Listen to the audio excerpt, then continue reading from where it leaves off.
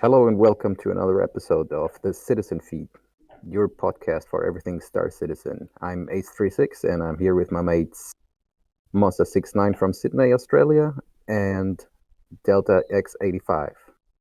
I will give over to Moz right now, and we will have our week in review where we tell you everything we did this week in Star Citizen.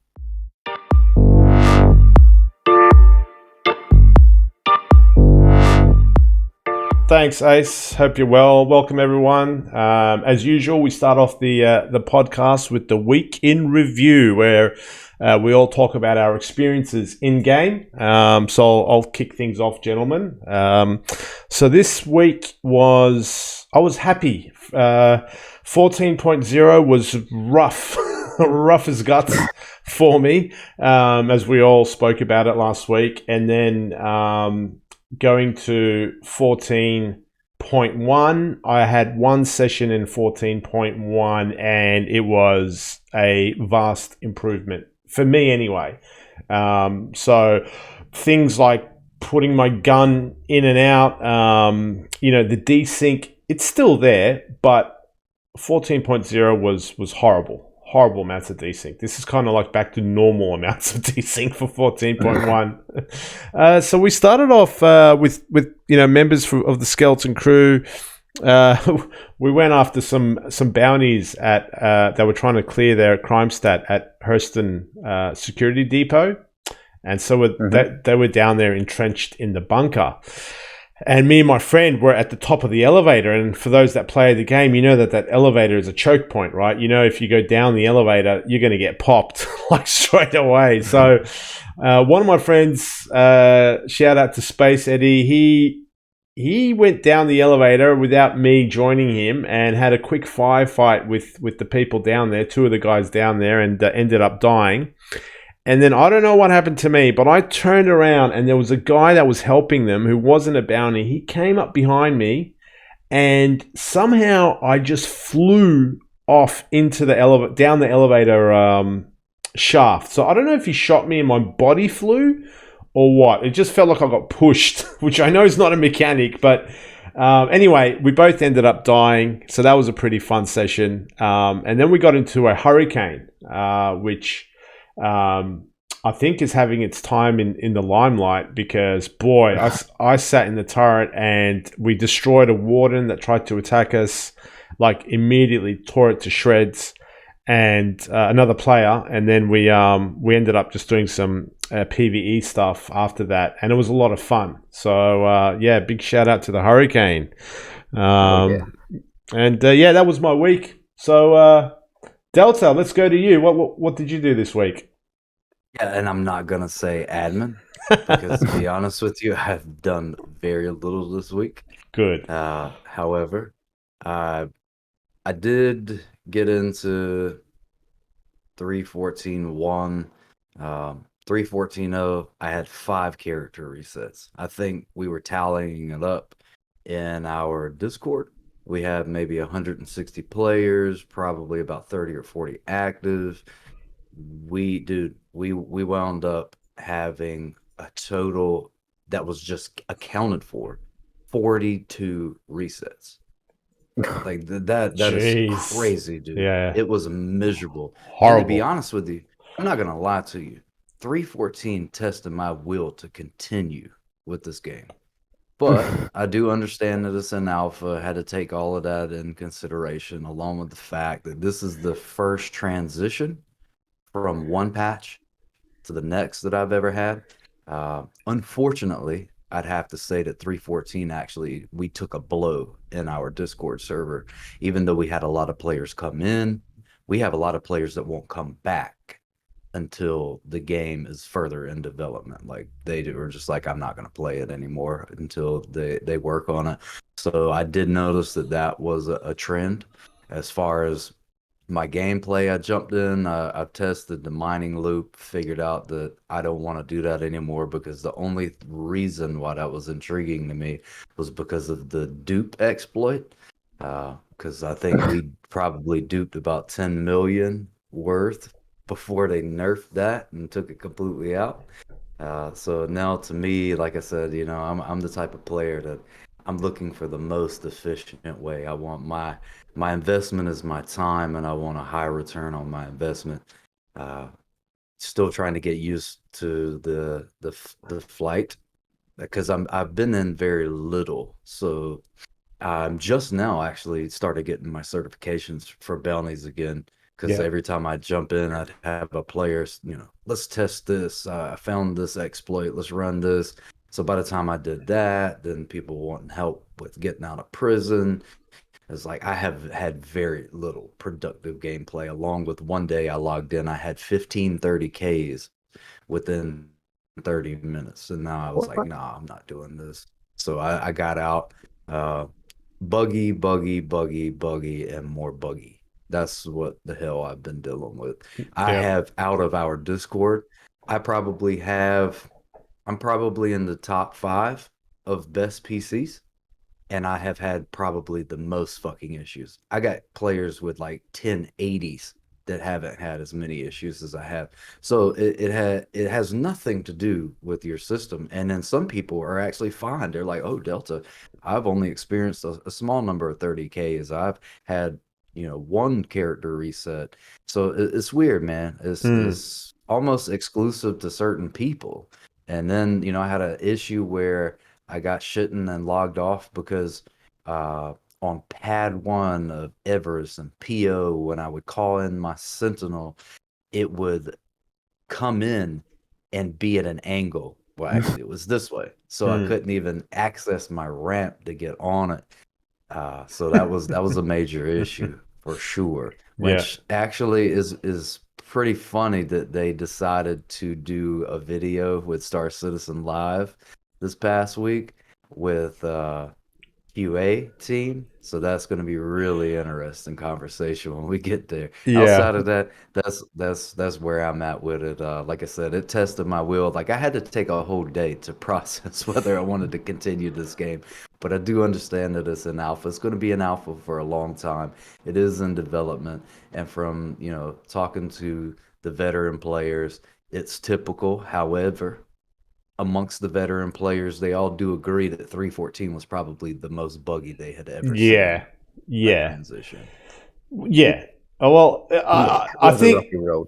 I think in proportion to the timeline, you want to see some stability as years go by as well. So maybe someone can point and say, well, in 3.1, it was just as unstable. Well, of course, but as time goes on, we want slightly more stability, I think, at the same time. But anyway, yep, sorry, Delta, go ahead. You good, man. I'll actually just bring this up in the game dev. Yeah, That'll probably be a good point for that. cool. Ace, how was your week, my man? Well, pretty good actually. Ever since 14.1 dropped, it's actually very playable for me, and I've been practicing my flight skills because the new flight model is great for starters, but it's different, so it takes some time to get used to the changes. And I mean, acceleration and deceleration are substantially different, Yeah. at least in feel. So I had to adapt it a little bit to that, and yeah, I've been mainly doing that. And on the weekend, well, last weekend, I've been doing Nine Tails twice. How did that run for you? Pretty good actually. I mean, I 30K right at the end, but I could take the event with me. So Did you play both sides? no, not yet. I plan to play on the other side today. That's Which side did you play on? on the UEE side, on the Okay. Crusader I don't want Security to talk side. to you anymore. Let's move on. It was Crusader Security, not the UEE. It's just a company. All right, cool. Well, that wraps up our weekend review. I just do want to say, though, 14.1, I was worried too, man. 14.0 was testing my will to survive as well. But for me, at this stage, 14.1 was such a vast improvement. So I hope, it just kind of, keeps going in that direction. Anyway, that wraps up the weekend review. Over to you, Delta, for CIG media releases, my friend. Citizens, we're going to transition into CIG media releases. So this is the segment where we're going to cover any of the media releases that were relevant in video on YouTube. So we cover Star Citizen Live and Inside Star Citizen. Today we're going to begin with Star Citizen Live Gamedev, Life of QA, which is a nice, sweet transition from our weekend review and all of the issues that we experienced in 314. So this is the department that's supposed to stress test this. So what we had was a quality assurance team with Jarrett. Samantha Haley, first jump point pilot, was an accolade that she got. George Honeywell, Jack Fittis, and George Stabler. So if I can take a second, you know I got to do this. I got to be cynical to a degree, but I like to balance my cynicism with some positivity. So I'm going to begin by trolling them. This has absolutely nothing to do with quality assurance, but over time, watching these videos, I've noticed that if you ever, I was a psychology philosophy major, so I tend to look at the background, people's personalities. A lot of these people either A, have no personalities, or B, just fucking move, or C, Star Citizen or CIG needs to pay them more money because they have nothing on their walls, no sorts of animation to their personality, and things are very structured and rigid, and it may come along with that whole programmer developer mentality. I don't know, but CIG, I'd be willing to pay $10 more a month on my subscription if you just give me a few more perks, and then the other $5, five could be for increasing the perks. The other five should be like a GoFundMe for these individuals that where you put shit on their walls. You understand what I'm saying? It gives personality. It's bleak and bland. Posters for CIG. Yeah. Gotcha. That's what. So also, to be honest with you, I got to say one other thing. Jared said this literally, and it makes sense to me now why they dropped the ball on 314. Jared said verbatim, we're quarter 3, right? Going into CitizenCon. Verbatim, Jared says, everybody is heads down working on their presentations and stuff. Stop fucking working on the presentations and program the goddamn game. Okay? All right?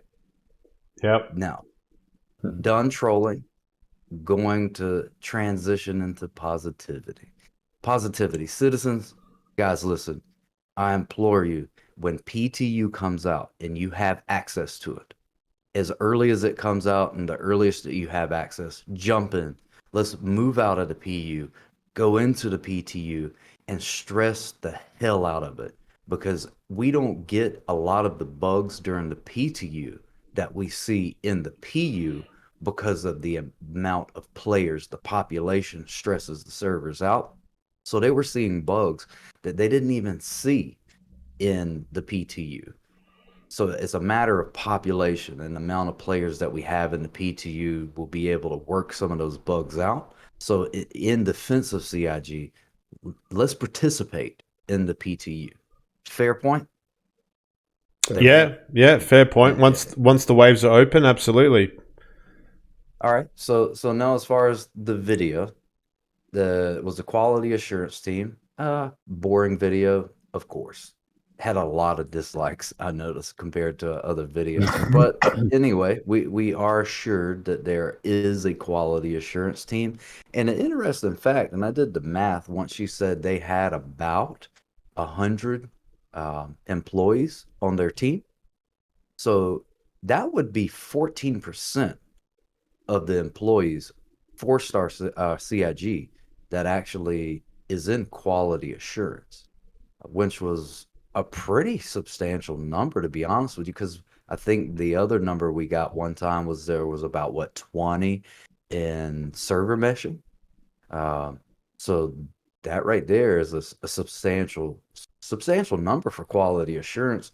However, like she said, they can't find every bug. A lot of those bugs, which one of the Georges said, a lot of those bugs they cannot replicate at all times because they're very rare. Mm. So using the issue council is necessary, and they do pay attention to that, guys. So don't feel like you're just pissing in the wind when you put that on there. They are paying attention to council. One of the Georges said that his previous position was in a position to where they specifically looked at like the top 10 issues with the issue cancel and then transferred those to quality assurance. Quality assurance would try to replicate them, create them. But outside of that, guys, one of the things that she said was that they don't always have the ability as a team to get 50 players on a server to stress it out, which I implore them to make sure that they do that at least once a week to help find some more of these bugs. Take 50 people of your about 100 once a week, and you guys play for whatever duration you work. At least once a week. Come on now. You can take 50 of those players and create one once a week workday, stressing out a server. Now, moving on from that, she said that the crash list itself was an hour read. That's substantial Mm. because 30K Well, is not even very specific. So yeah. they're a generalized term. What was you gonna say, Moss? No. I was just gonna say, what's the crash list? That's like a list of things that cause a 30K. Is that what it was? Yeah, on the back end is what I'm assuming it was. They Yeah. didn't specify. The only thing she said was crash list. The Right. crash list is, an hour read. And then I think Jared chimed in along with the fact that, hey guys, 30K is a generic issue and it's for pretty much anything that causes the game to crash, Yeah. period. Yeah. Like even if you don't see 30K, crashing is a 30K. So, and then they could say we've worked on 30Ks, but you're thinking this one specific thing, but it's like a myriad of things that it could be because it's a very general term Yeah. for crashing. It kind of reminded me too when they were talking about issues that they have that they cannot replicate that players are pushing into the council. A car mechanic, like if you take your vehicle to a mechanic and he's like, scratching my head, I can't figure it out, like can you take a video, tell me exactly what the circumstances and conditions were, like all of that matters. So as far as quality assurance, of certainly it would be the most ideal position to be in with CIG. They said that that's actually their entry level. So their entry level position, one of those guys was from retail, one of those guys was ex Navy. Yep. So that you could jump into CIG, and Jared kind of like put in a plug to CIG. Hell, maybe they're hiring because they kept talking about the entry level position. Maybe they need more people to join the quality assurance team. Mm. But overall, I mean, that was in a nutshell, that's what it was. You know, just quality assurance. There's not a whole lot that we could discuss there except for they absolutely fucking need it. Well, the thing that I took It's a away from safe it job. What's Sorry, that? Ace, go on. yeah, no problem. What they said is they never got too much information. So whenever you have a crash and then decide to actually write the issue council and hand in that crash report, just send screenshots if you got them, send video if you have it. Like the more info you give them, the better they can address problems. So yeah, that Yeah. was my main take on the video. That's the main information I got from it.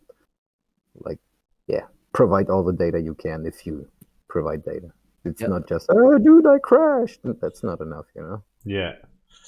Which I think, yeah, I mean, I think a lot of people put so much information into Issues Council, but maybe, yeah, they're kind of saying, don't be scared of putting as much as you can.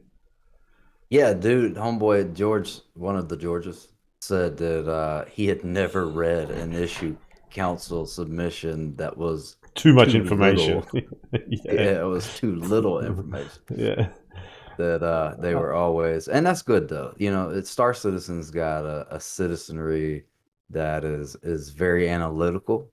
You know, the personalities are cynical at times, but let's make sure that our cynicism is backed up with supporting evidence, supporting information, and ideas on how to fix it. Like if you know about programming, say, look at X, Y, and Z. This is what I think it is. But if you don't have any technical information, don't sit there and harp on something that you don't know shit about.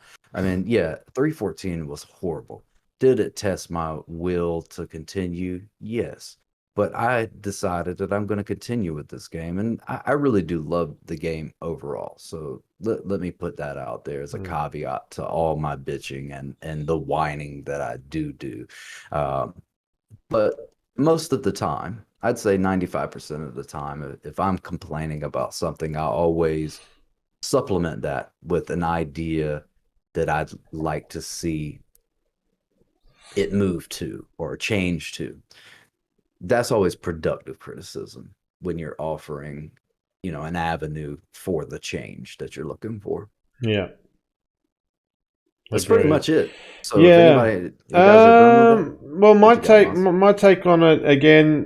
Meeting Samantha, who was the first person to fly to Pyro. I mean, on publicly, I suppose, was pretty cool. And yeah, not a very exciting video. Just some other takeaways. I just took down some notes here that that the Star Citizen QA team may be unlike other larger organizations. They're embedded within like their development team, so they've got a QA guy that sits in the network team, a guy that sits in the art team, things like that. And that's about it. One thing was Samantha gave away on purpose or something. I didn't give away. She kind of just mentioned theaters of war.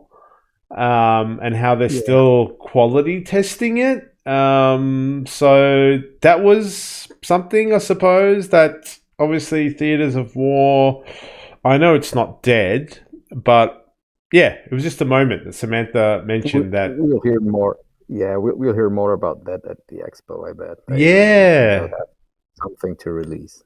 I'm pretty sure about that. Yeah. But other than that, mate, They I have got, to. yeah. So that was like a little tease, I think. I'm not sure. I don't know how to Yeah, take it. yeah. Yeah. Anyway, that's It all I sounds like can. so. Yeah, it did. All right. Well, what we're gonna do now? Go over to Inside Star Citizen.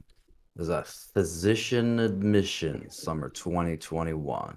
So hospitals have insurance shops to set your respawn points. Pharmacies are now you're actually going to get to reserve A room. your your respawn point. That's going to come in. We're in Interesting. 315. We'll see 4 different hospitals. We'll get one in Orson. We'll have base clinics, Grim Hex, New Babbage, Gold Standard. They touched on for 4 different Aegis ships. Hmm. We had the Gladius, the Saber, the Retaliator, and then what was the Star Wars or what? How do you? What was the I other only ship? I only had 3 ships that they did the gold standard for. Me too. I thought Yeah. it was 4. Maybe not. Yeah. But they did specifically talk about the Gladius. They added headlights to the Gladius. That's it. Yep.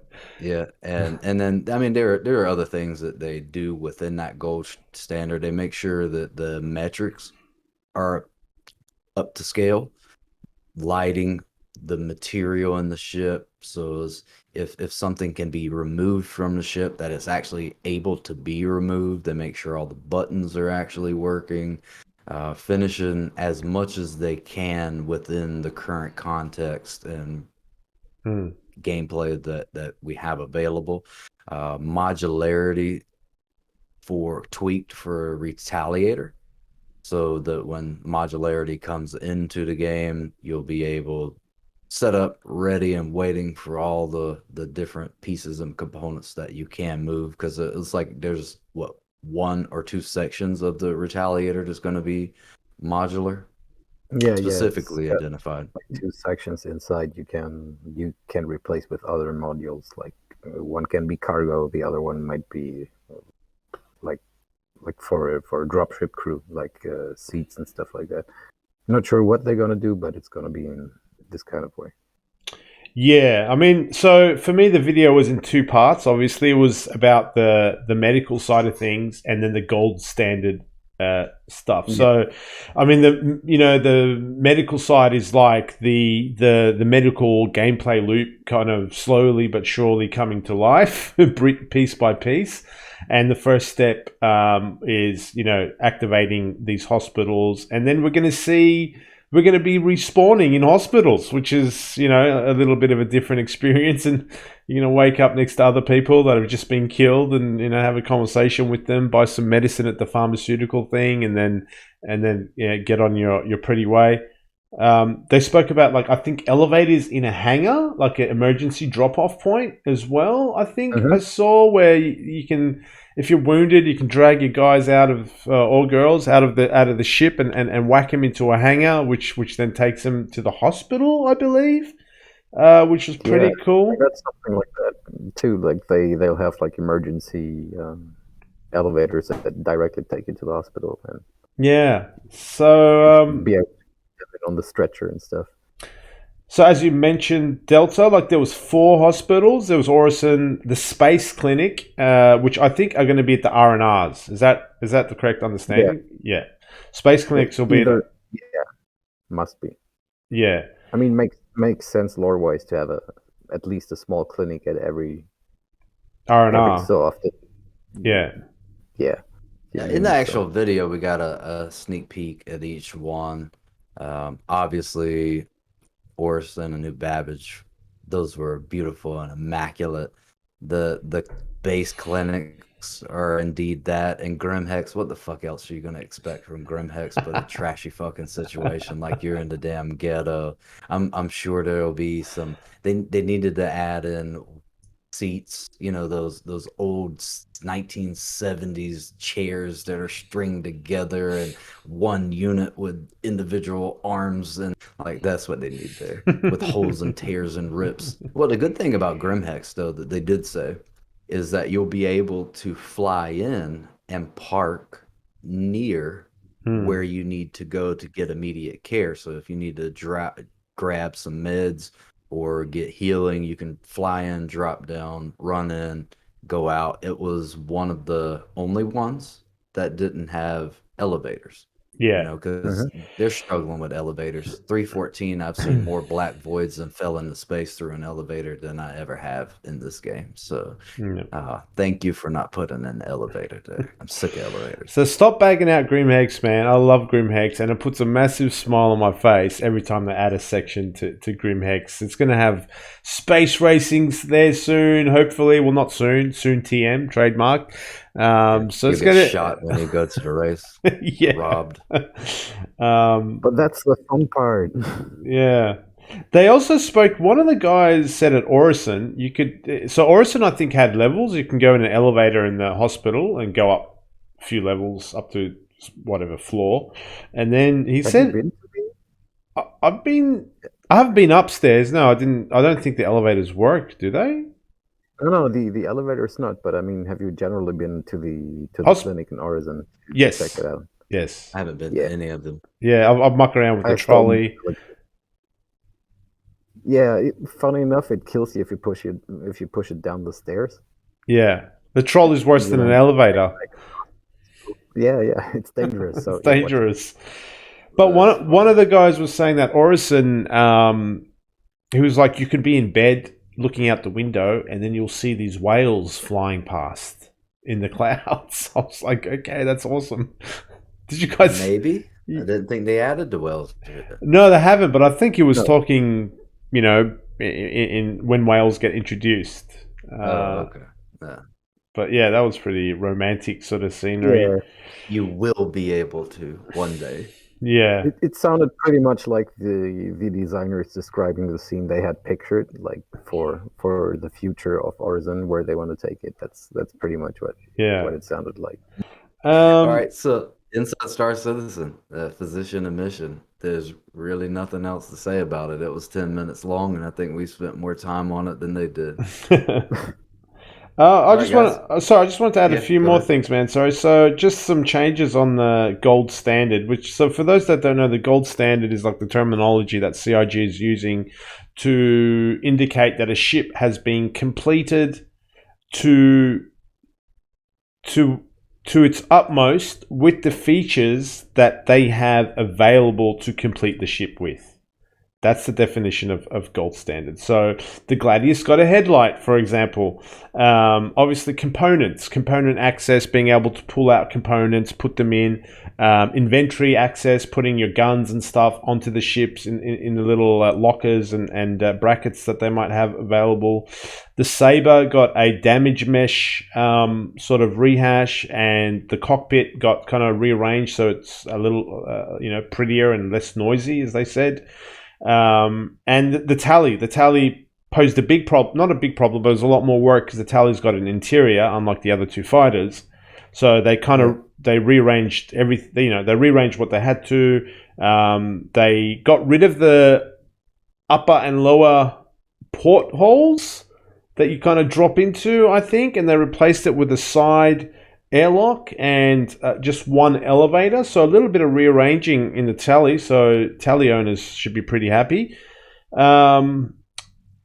And yeah, the modules. They kind of rearranged the modules, the cargo module and the dropship module. I didn't even know the tally had modules, man, but that's pretty that adds some flexibility to the ship. And the reason they focused on these three ships was because they're in Squadron 42 as well. So they're going to continue to roll out and do more gold standard to the other ships. And Delta, my friend, that's the end of my waffle. So There you go. So now what we're gonna do is transition to Ace for ship talk.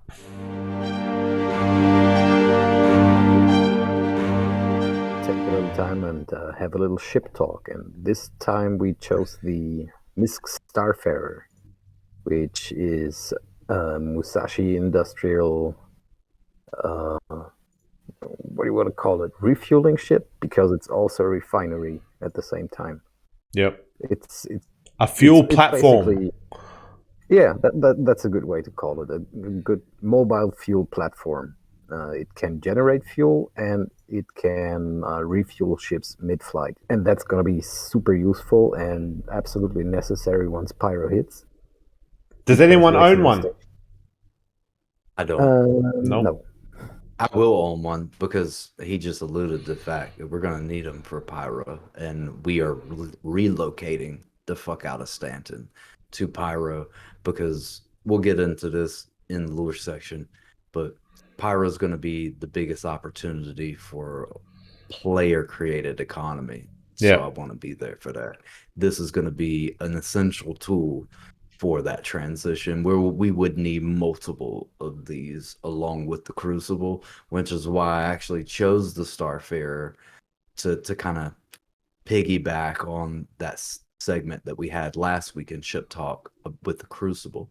Those two ships are going to be prime assets in Pyro system. Absolutely. Absolutely agree, man. With no fuel, you can't go anywhere. And I don't know if you've seen the map of Pyro. In the star map, you have the jump gate on one side of the system, and the station is pretty much on the other end of the system. So you have to fly once through the whole system. So once you get there to refuel, you can be sure if you didn't take enough QT fuel with you, you might not even make it there.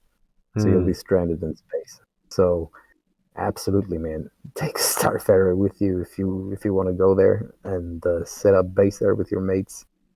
You will need it.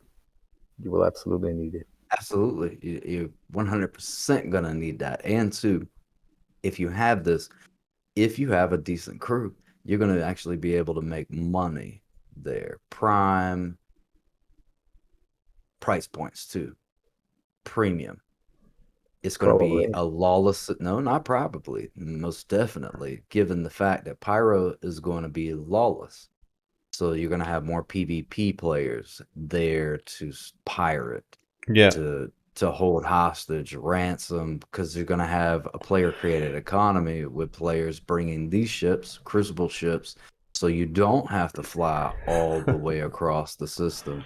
So most definitely, price is going to be critical, and there's really not much players can do. Like, what the fuck you going to do? Fly Guys, across the system? yeah, but guys, this is not a ship talk. But no, it is though, because Pyro's this ship next. is essential. Pyro's next. It's true. This It's true. It's is true. essential It for is. that. So It it's is. relative. Yeah. It is. You're right. Pyro's. We're going to speak about Pyro next. So yeah, we'll intertwine the two. So there's two. There's two variants. There's a Starfarer and there's a Starfarer Gemini. So Starfarer Gemini is what Aegis kind of have modified. I think they've put more armor on. It's got more weaponry. It's kind of like it's got missiles. Yeah, it's got like a military version of the refueling platform.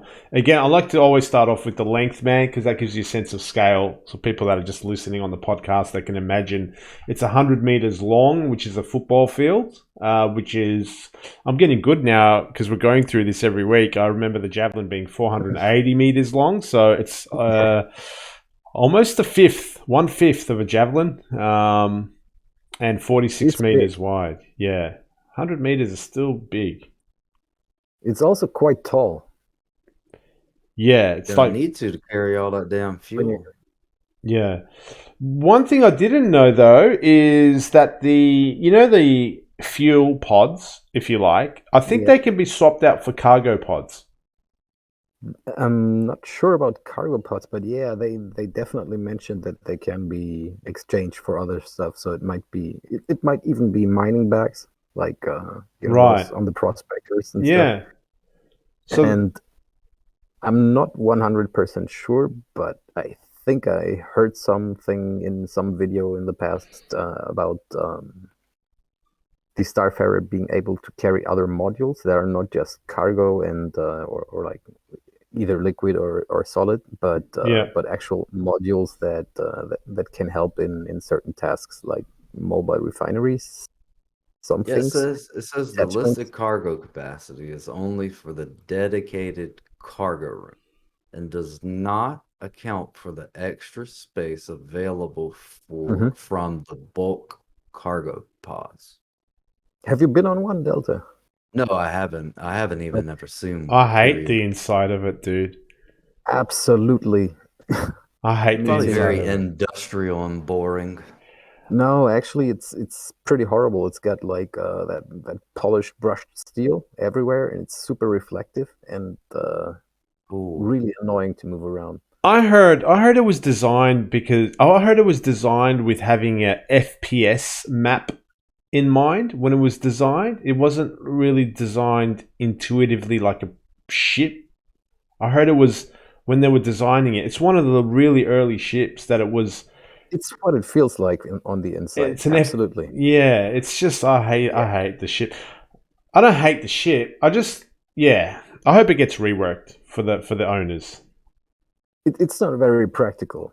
Mm. I mean, my mate has one, and every time I wanted to fly with him, this thing I got lost. I never found the cockpit. Like you spend half an hour walking up and down stairs. No, you need to take a left. Yeah, I'm lost again. I'm at a turret. Yeah, it's pretty confusing, and as I said, it's visually very unappealing to me because of all those shiny surfaces. It's very reflective and yeah, it needs some love. Yeah, I haven't been on one for a while, but I think it was 310. Fucking oil tanker. Yeah, but and I say that as an analogy. Gives it a lick of pain, man. I just don't like the way it's designed. It's just weird.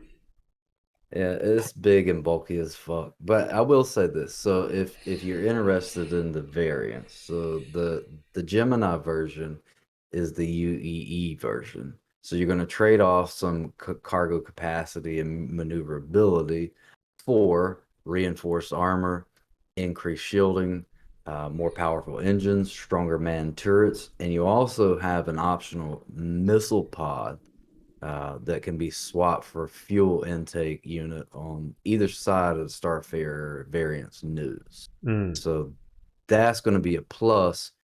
I'm not quite sure because the CIG is getting to where now some of the variants that are UEE related we may not be able to get. Is this available for players? Is the question. Mm. So if it is available, I would actually have a couple of these and a couple of regular ones as an Mm. individual player, especially running an org and wanting to move into Pyro to established um, BP of Pyro. Mm. Yeah. They're very useful. I mean, so they refuel ships. They can refine gases and turn it into fuel. They can you can swap out the pods in the back for cargo, and as you said, Ace and Delta, other things as well, probably in the future, mining mining pods and other types of pods. So there's some flexibility there as well with the As ugly far as Starfarer. the aesthetics, it's MISC. What do you expect? You can't expect much more from MISC because it's very practical. It's to the point. It does what it needs to do.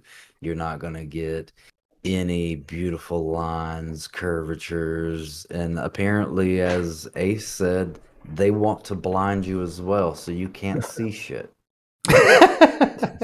Yeah, the inside is pretty hurtful, man. Yeah, and I hate the cockpit. It's like a freelancer cockpit. It's that dashboard Oh, truck uh, cockpit, where yeah, don't like it. But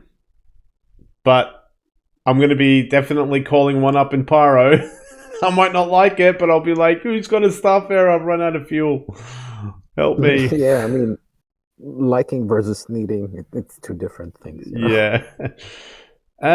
So just some more differences from what I can gather. I've done some rudimentary research. So it's got 4 guns pointing forward for the pilot when he pulls the trigger. Mhm. There, the Gemini's got 4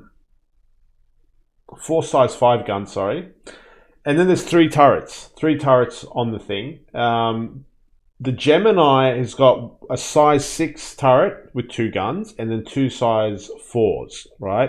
The normal version has got a size 5 turret with 2 guns and 2 size 3 turrets as well. So 1 step smaller weapons in the turrets for the normal version as opposed to the Gemini version. So I would have wanted to at least have a little more protection for this.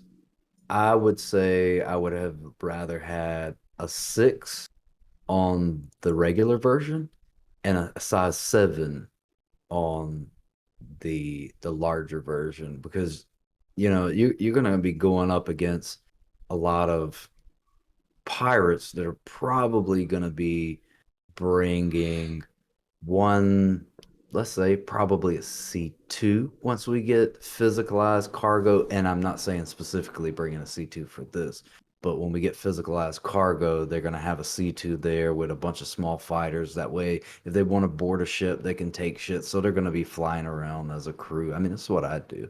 right. Um, but I would like to have had more protection for this in and of itself, which is not a huge request, and I don't even think that that's unbalancing. So, I mean, I guess It's, the other advantage is that you'll also be able to get missile pod on the variant, so that'll add a little more protection. So I would definitely go with the variant. I'd probably, for every one variant I got, I'd get one of the regular as well because you are exchanging and losing some items, especially with the cargo capacity. And man, those pods, like those fuel pods, like I mean, people are just going to be like, oh, shooting at oh, those, yeah, eh?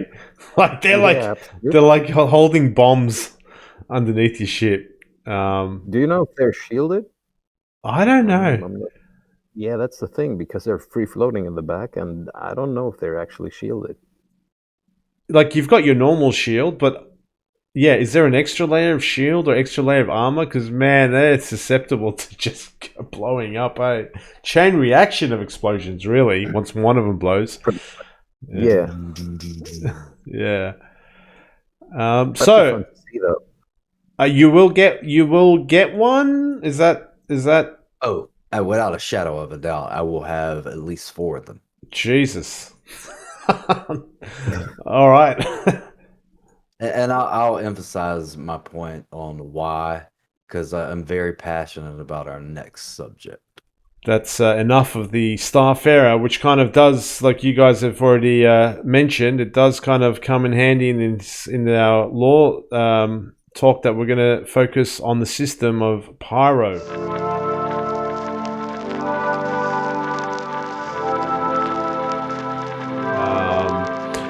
So Pyro is going to be, first of all, hopefully the next system we all go into, and then it's going to be the wild freaking west of Star Citizen, and all my friends that love to kill people are like, I can't wait for Pyro to come out. So there's a lot of excitement around Pyro.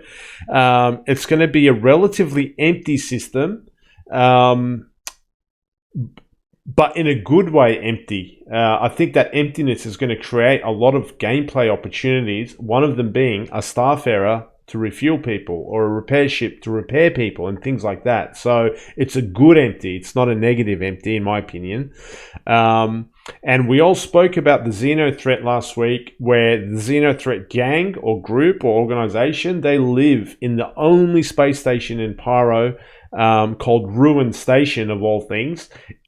I'm really curious, as a Grim Hex fan, is this place more shit than Grim Hex or not? I don't know, but we'll find out. I'm pretty sure it is. It is shit. Almost the whole population of the system is pirates, so yeah. Well, I mean, the Grimhex, some regular people. They might have money though. Who knows? It might be successful pirates. I don't know. Yeah. There ain't shit there right now. They broke as fuck. They're waiting for us to come.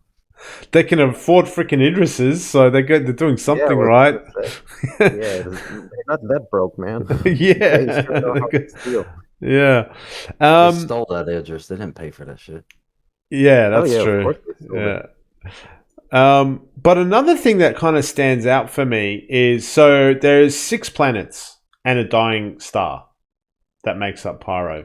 And I've been to Pyro, guys. I didn't really realize I've been to Pyro. Every time I play Arena Commander Dying Sun level, that's Pyro. Yeah, that's Pyro. I've been to Pyro already.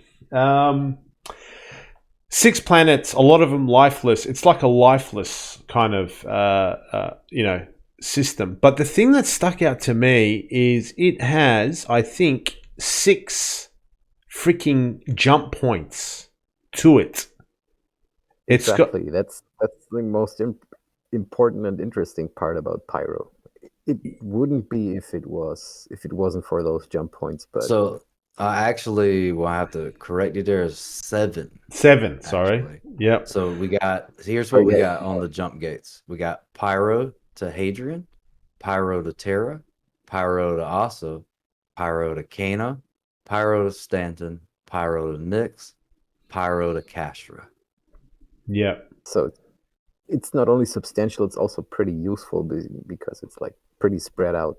It's not all just one direction. It's central. It's like a hub. It's like a hub of all these systems connected to it, but yet it's got nothing in it, and it's got one station with like racists or speciesists or whatever you want to call Xeno threat. So let me make a point there as to why I think that's the case.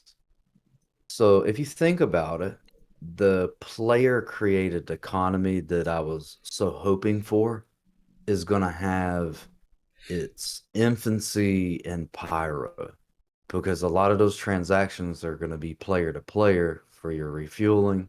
Let's say when we get physicalized cargo, and we say if you're mining, and then we get mining ships and refinery ships, and it is on the Starfarer. Will it be that we're going to get refined cargo and you can put it on a cargo ship. How is all of that going to work? I don't know.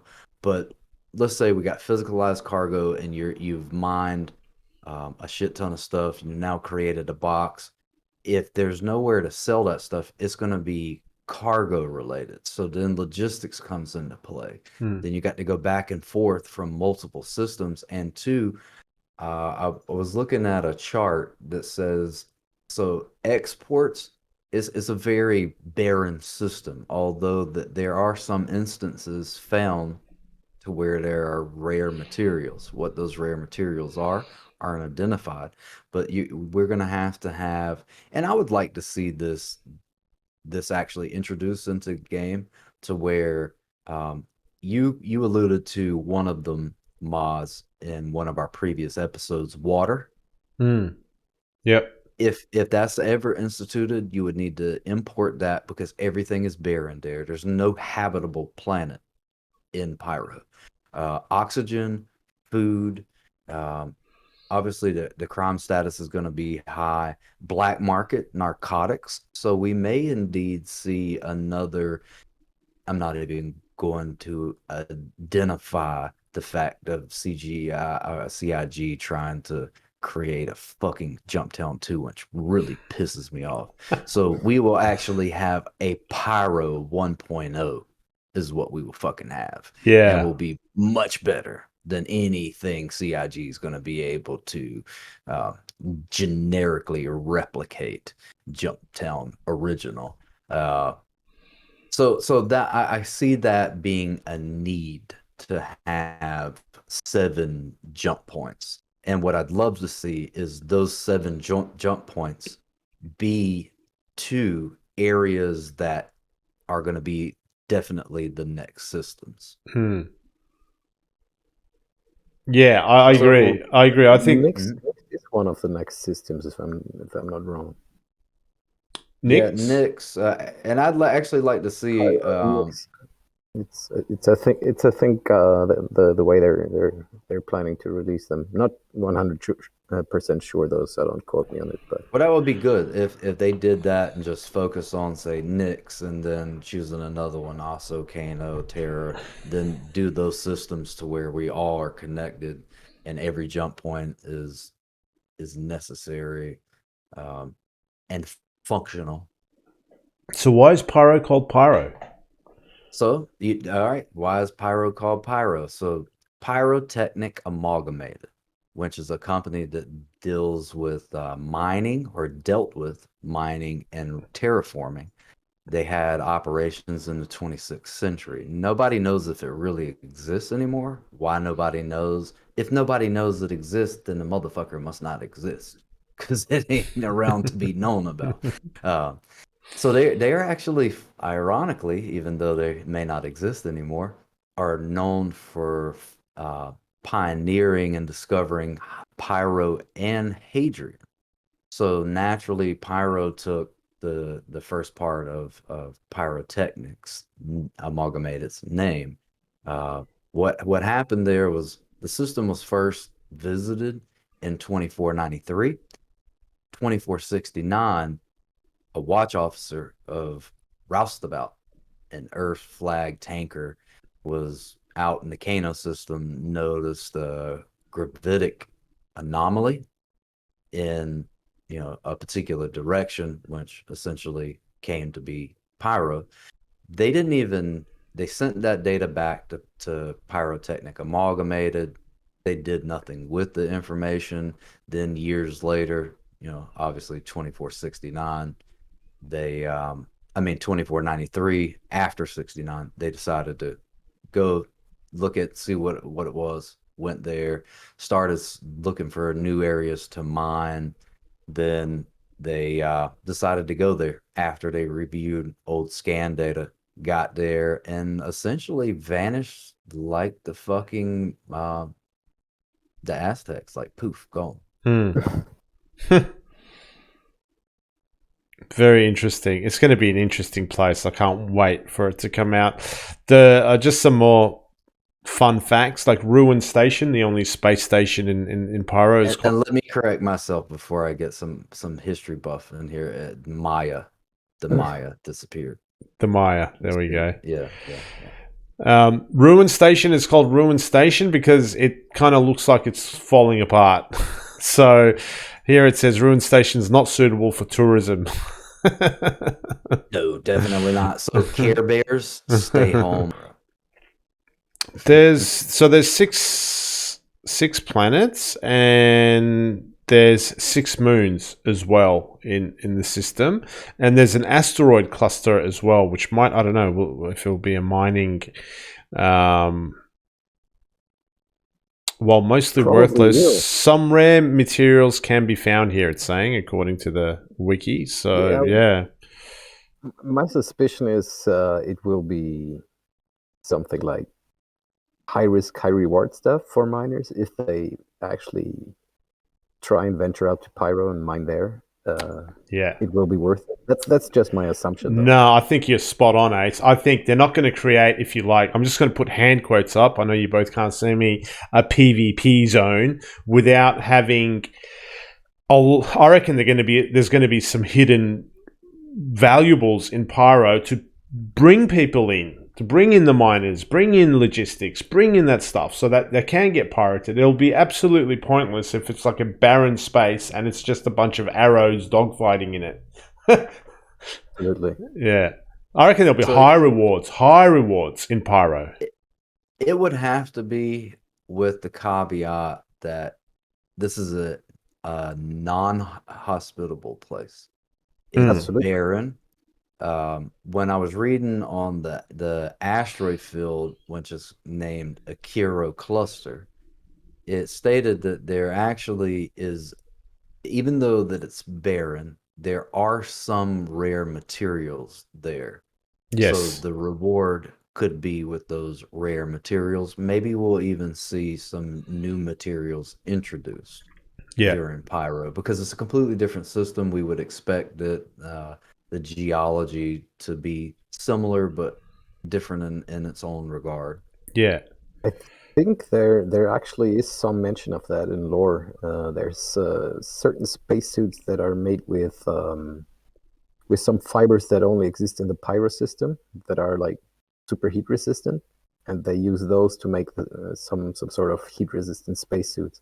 I remember reading something like that. Not sure if it was a plant or something, but some fibers from the Pyro system. That's sure. Let me, like, you all agree, right? It's got to have richness in it, right? Even though it's a dead system. Oh yeah. You know, they've got to, for gameplay reasons, right? It can't just be this dead place where, like I said, it's just you dogfighting with someone else and then that's it. So it's funny because I'm just reading about Pyro 2 on the wiki, and there's a top paragraph which kind of says the planet's dead. Okay, that's pretty much the summary of the top paragraph.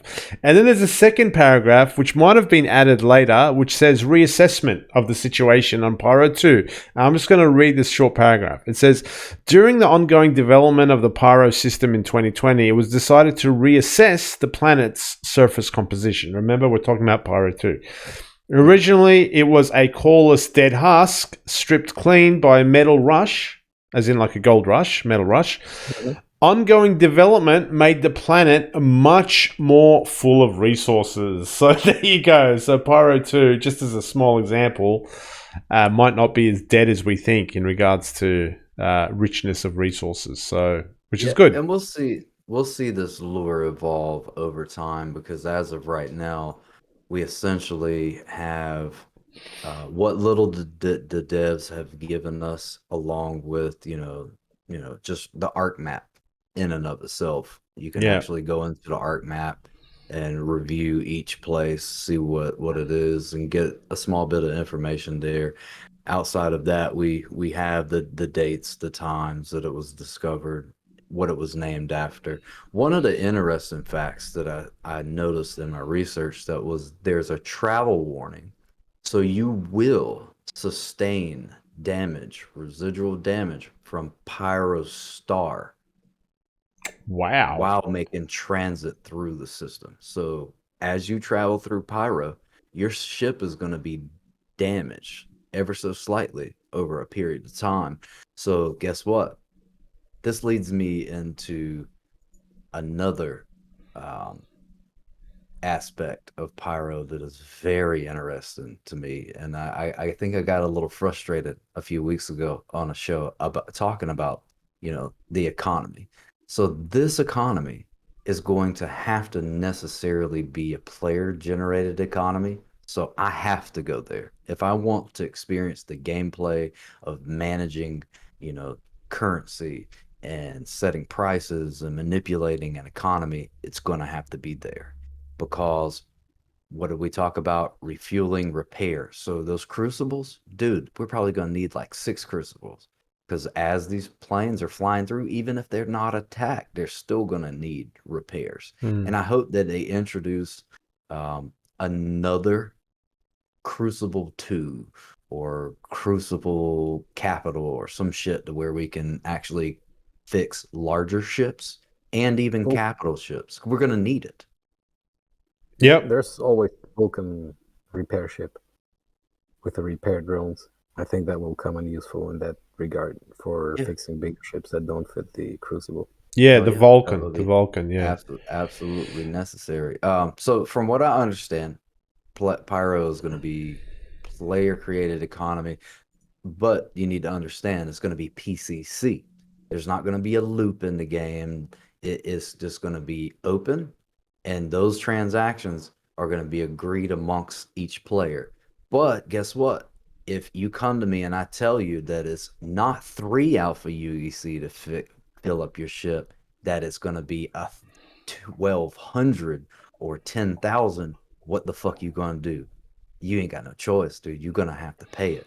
So as we get in there, the price is the determinant what is, and the people that can survive and have a well-oiled crew, if you will, are going to be able to set whatever prices they want. So you're going to have to fly around in fleets in this situation. You're going to have to bust those fleets up into multiple fleets to hit different points that where you could control those regions. So guess what is coming?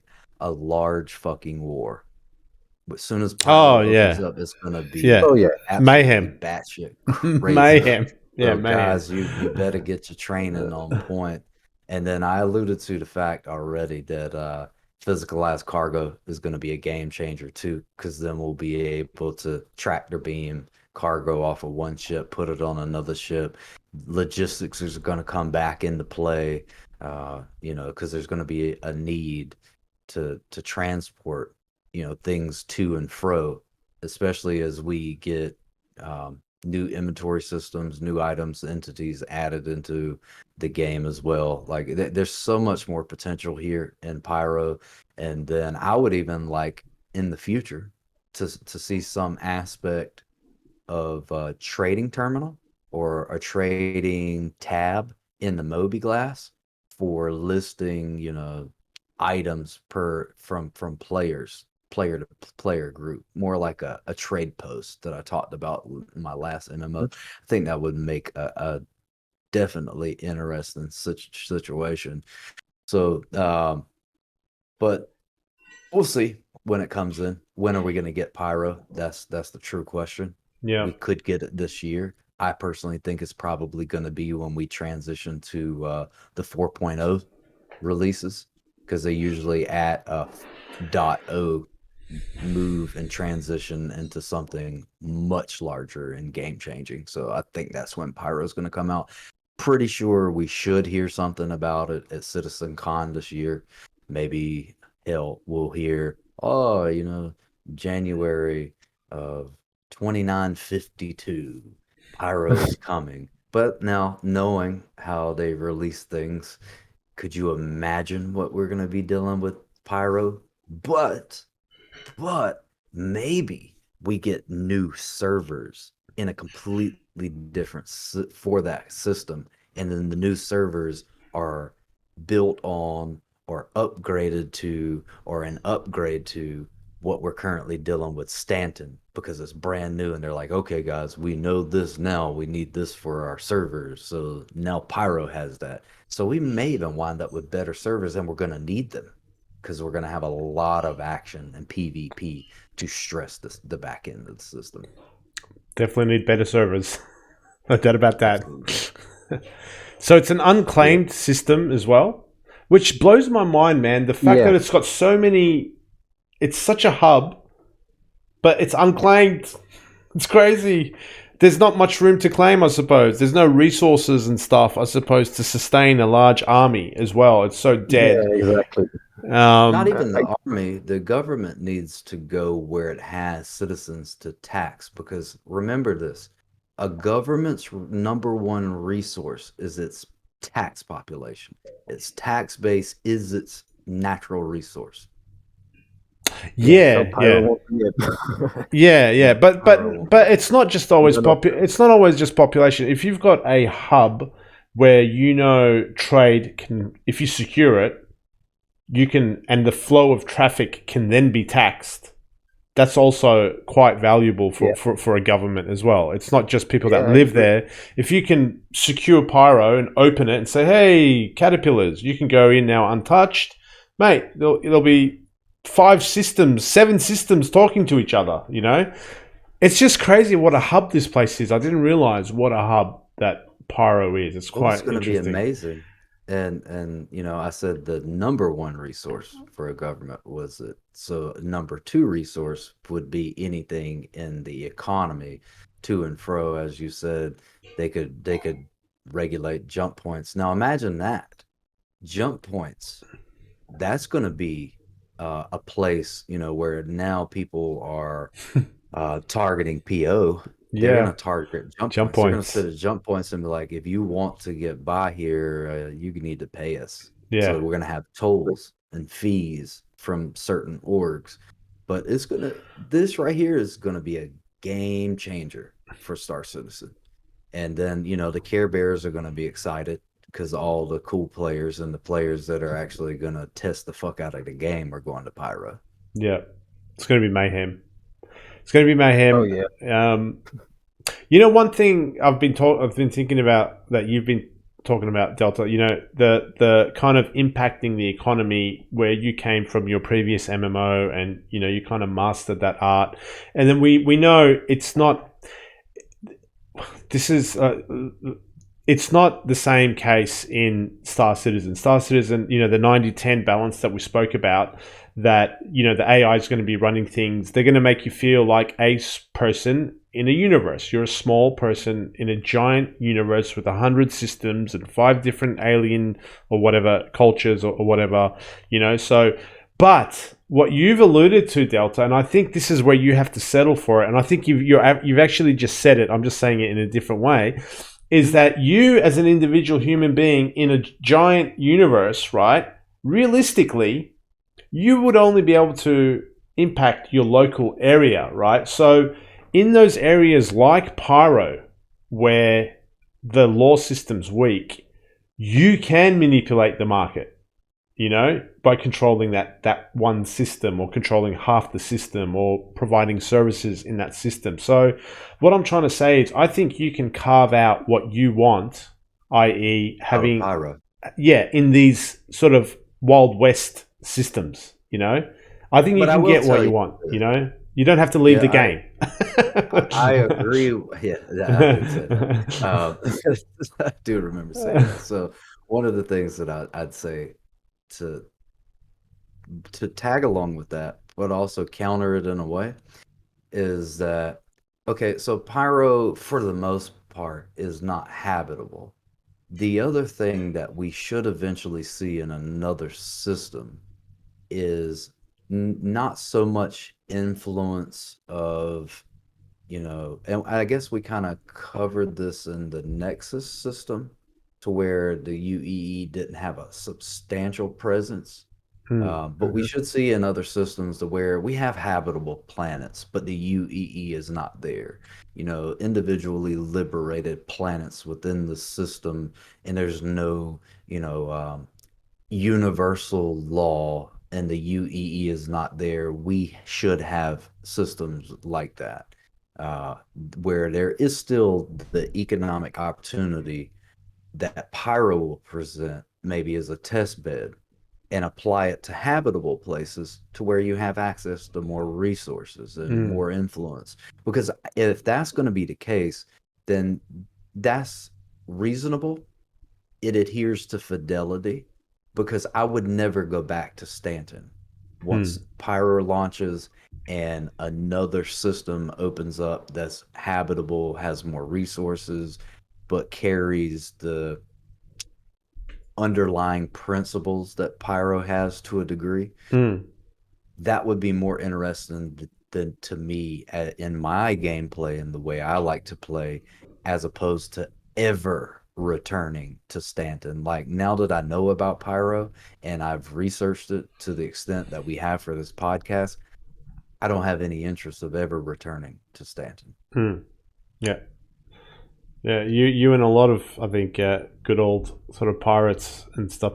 My only problem with Pyro is it has one space station to spawn at or whatever, right?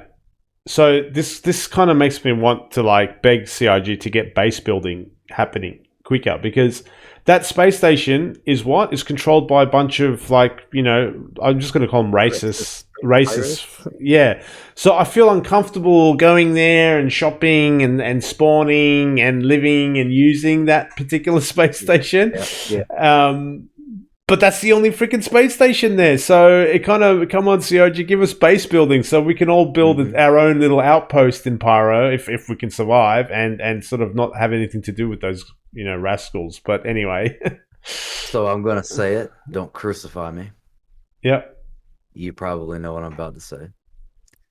Server meshing is going to be the other aspect of that. Because think about this. Because base building is going to be a mechanic that they have to, I don't know where they are. I haven't looked at the roadmap on base building, but I don't think it's anytime soon. No. I would imagine that the development for that is going to be years away. Absolutely. So the next step to be able to allow us to have bases are going to be the large capital ships, to where we're just flying through as a fleet. Yeah. We're flying through as a fleet. We got to have server meshing, and some of these ships can actually host like 80 players, and that's just 80 players on one big ass ship. And then if we're gonna run a fleet, then we got to man the other ships that are around this one big ass ship, and then that's just, say, one org or one group. Then we got to have multiple groups. So there's I see the flaw here now in Pyro, now that you've identified that, because there is no place to have a base, and we don't even have the mechanics to have a base. Even if we had a ship that like, we could take the Javelin, for instance, and use that as part of our base. But yeah, that's my point. Forget about base building. I'm just dreaming. I'm not saying it's coming out next, but I'm just saying there's just one spot in Pyro, is a space station. Well, I'd say, as far as we know of, I mean, it's one space station, but the planets could be covered with like small illegal outposts and hidden. That is true, my friend. Hideaway locations, and so. You know what? I hope they change. Yeah. Actually, you're right. I forgot. For some reason, I didn't even enter them in my brain. You're right. There could be, not like Lawville or R-Corp or anything, but like a shitty scrapyard where you can spawn your vehicles, large vehicles, and take off from. So that is a valid point, Ace. I hope, and I'm sure it will. CIG can design games much better than me. Planetary Grimhex. Yeah, just like random. Like this. Yeah, that's actually a good point, Ace. Yeah, and it's still in the early stages. I do know that the system should be damn near complete by now, I would think. But I would hope. And then subsequently, after they release this, we should receive systems much faster. Like, it should be like every year or every couple years, and then every year, and then every 6 months, and then every 3 months, because that technology is developing, and it should get constructive, cumulative as this game is, and then they can copy and paste and put this there. Outside of that, this is as much as we know about Pyro. Some of the interesting facts, to me, because I get into all sorts of crazy ass information, it is that the the star is an orange dwarf.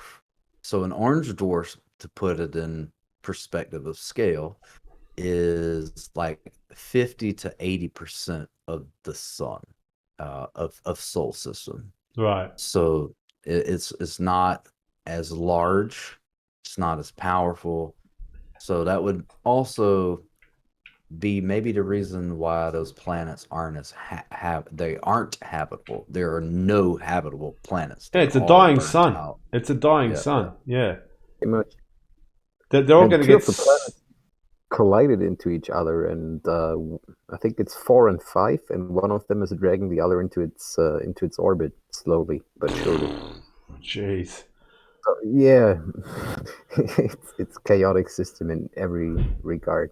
You get radiated just by being there. Yeah. yeah. So the only life that's coming to Pyro is going to be the player created content and the players mass migrating there, and there's going to be a huge influx, exodus to Pyro. Then there's going to probably be you think Jumptown original was, epic. Wait till Pyro comes in. This is going to be probably, if Jumptown was a couple months, I'd be willing to bet that the wars and before they start to stabilize and diplomacy gets implemented, it's probably going to be at least a year of wars, at minimum 6 months. Oh yeah, Oh, big orcs will be fighting yeah. big time. Yeah, Yeah. pretty sure about that. Pyro. Be awesome. Yeah, Pyro. That's it. That's all we know. Hopefully it comes out at 4.0, and 4.0 comes out January 2952. All right, I think that'll sum up our scripted law section. Thank you, guys. That was really interesting, and I can't wait for Pyro to come out. And we'll move right on to the open mic.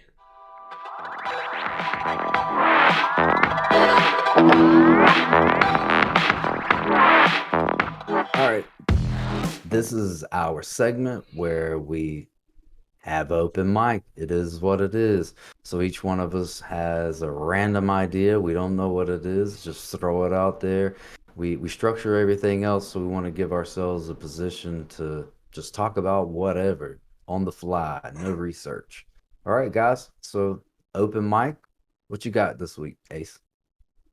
Actually, not much. I haven't thought about anything like outside of 3.14. I've been quite busy with getting to use the new flight model and all the what's it called, the power triangle and such. Okay, so how about this for you, Ace? What's up with you're developing a whole armor set? Yeah, your armor. Yeah. Stanton is about the looks, and you gotta go with it. So So we can't see it, but you've got now 2 shoulder pads and a chest plate on. Yes, I do indeed, and it's getting painted this week. I hope, if I can make the time. Yeah. Upgrades left and right. It's going to be really interesting watching that because, guys, citizens that have been with us since the beginning, if you guys have noticed every single week that we've had this show, and what are we on, guys? The 8. 9th episode? 8, 9? Or number 8? I think it's Yeah. number 9. Oh, This is 9. way up there. Yep. Yeah, 8, 9, 10. I don't know. So we've been doing this so long now, we're starting to lose track. But every single week, whether it's 8, 9, 10, 11, 14, 18, he always has a new upgrade to his armor set. And it's really interesting. Just watch the slow evolution of it. Then there's like an epic jump. Then he's slowly evolving over time. Phenomenal shit, man. It's amazing. So Moss, what you got for open mic this week? I was going to ask. I don't know. I don't know if I was going to.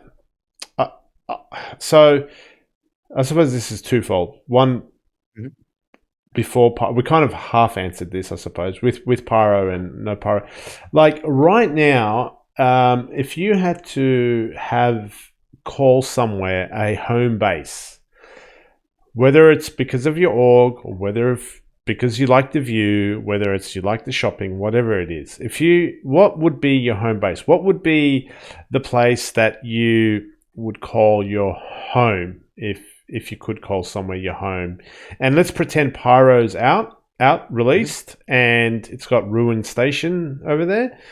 So out of all the places, let's say the game forced you to pick a home base and you had to go home and get out of your ship for, I don't know, for some weird saving feature to happen or whatever, right?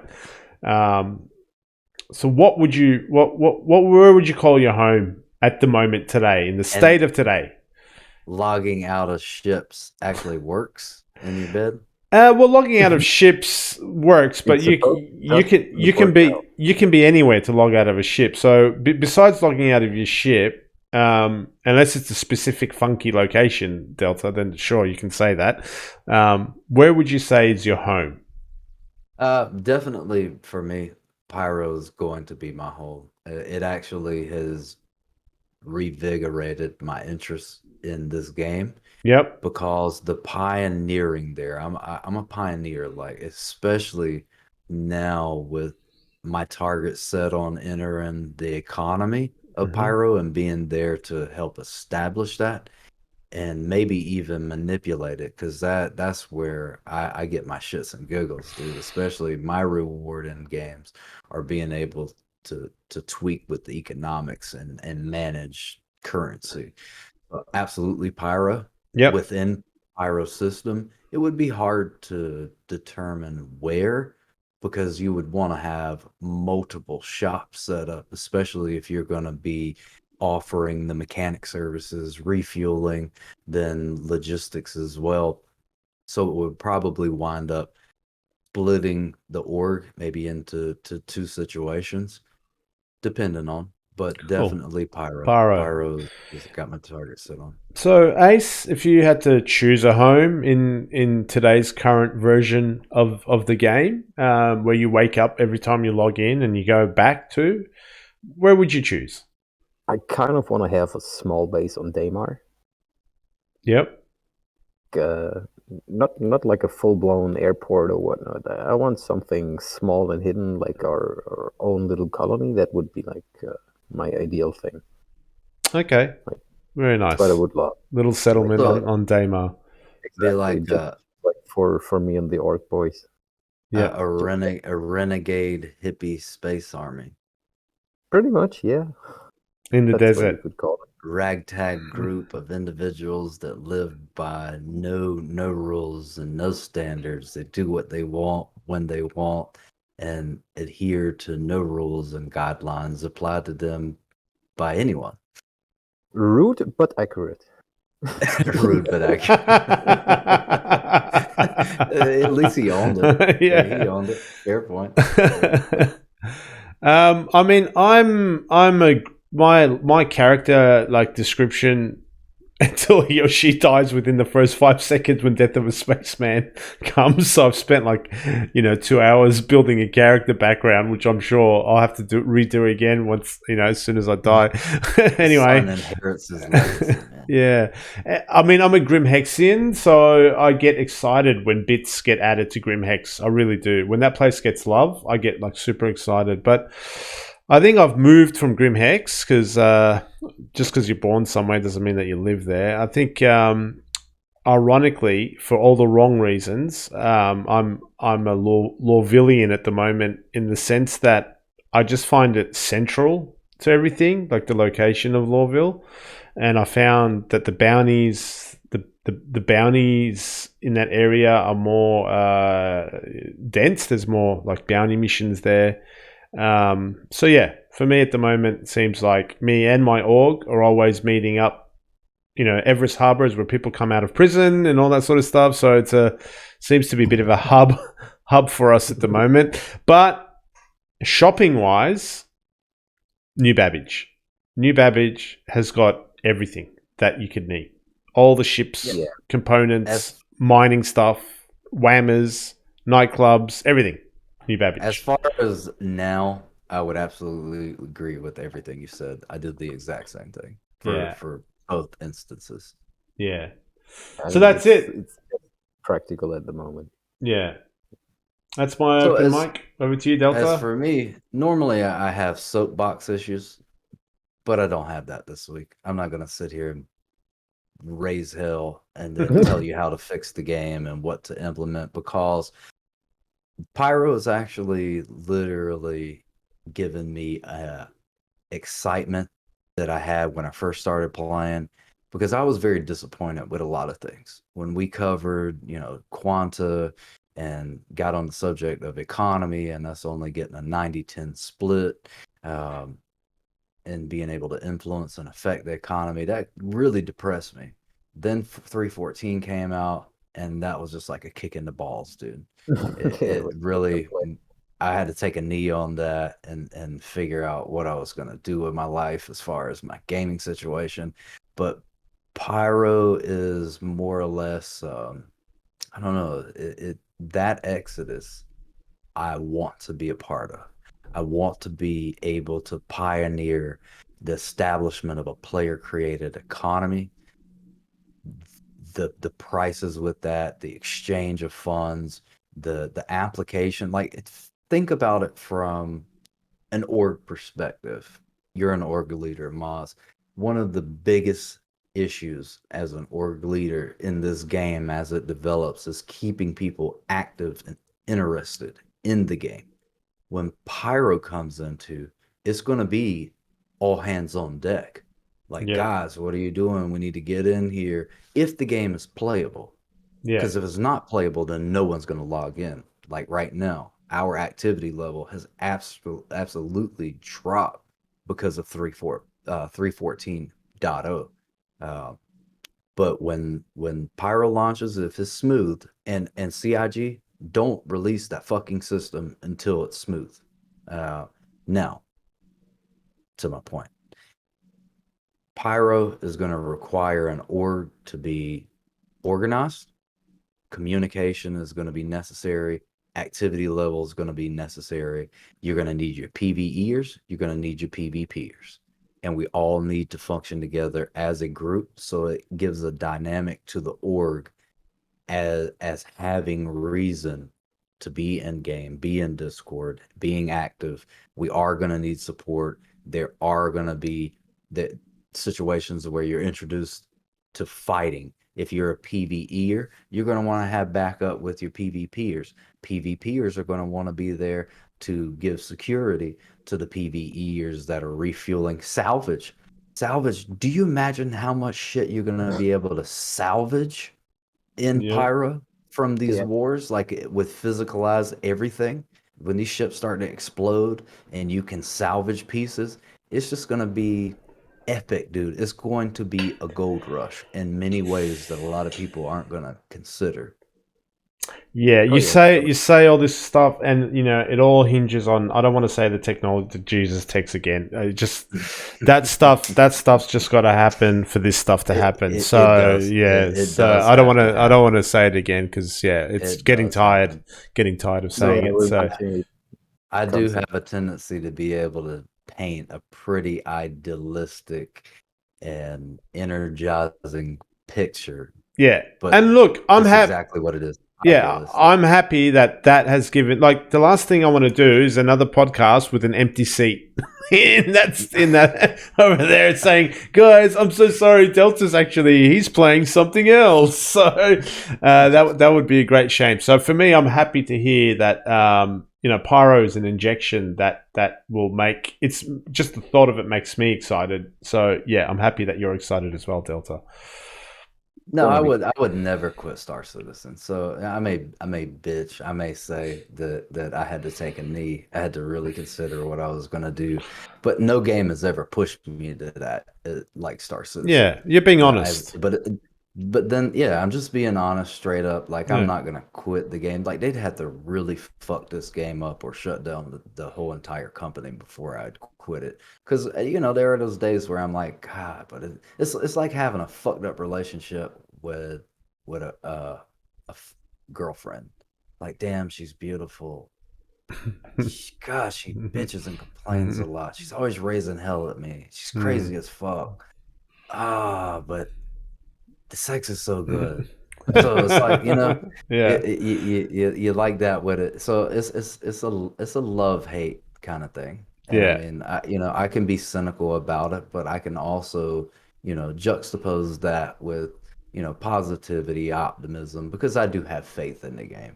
And I as much as people bitch and complain and talk shit about Chris Roberts, to be honest with you, I would use this analogy. I think Chris Roberts is the Elon Musk, literally, of gaming and space simulation. Like, he is just as passionate as Elon is about IRL space colonization. Chris Roberts the problem here is that his idea was so epic that it just continues to compound. And as things are practically being rolled out, it's like, oh shit, now we can do this. And now we can do that. So it's like bam, bam, bam, bam, bam, bam, bam, bam, bam, bam. It's like he Yeah, it smokes a lot builds of up. weed or trips on LSD and it's like, holy shit, I can do this. And it's gonna be an amazing game. Hmm. Will it ever be, you know, uh, a game that is released? No. We will always have quarterly patches, in my opinion. I think we will always have, 700 to 1,000 employees working on this game because think about it, dude. How many systems are on the ARC map? I mean, is that About all the 100. systems? Oh, Yeah, over 100 systems is what they want to have for this. Like, they're gonna push gaming technology in ways that it ain't never been pushed before. Yeah. Fingers crossed. Yes, fingers crossed. Fingers And crossed, my certainly friends. That's it. I yeah, think. so guys, that wraps up the open mic for this week. We don't have any questions, so I'm yeah. gonna take this time, guys, to say, please interact with us. Send in some questions to the show. We'll read them online. We'll give you our opinions on your questions. If it's a statement that you're asking us an opinion on, whatever it is, just send those to the citizen feed at Gmail. We also have a Discord. More than welcome to jump in. Link is in the Absolutely. description and below. We would absolutely appreciate that. So I'm going to shift this to Ace36. Yeah, we would like to thank everybody for listening in again. And as Delta just said, follow us on Discord, or I mean, join our Discord and have a talk with us directly. We're almost always there. You can send feedback and questions um, to the email or in the Discord. We'll be answering them. Um, we appreciate the support and interaction we got so far, and thanks so much for helping out. And yeah, don't forget to spool that quantum button and no, I mean the like button. And yeah, hit the bell so you get a notification once the next video of us goes live. And thanks for listening. Goodbye. Quantum back. Watch the show.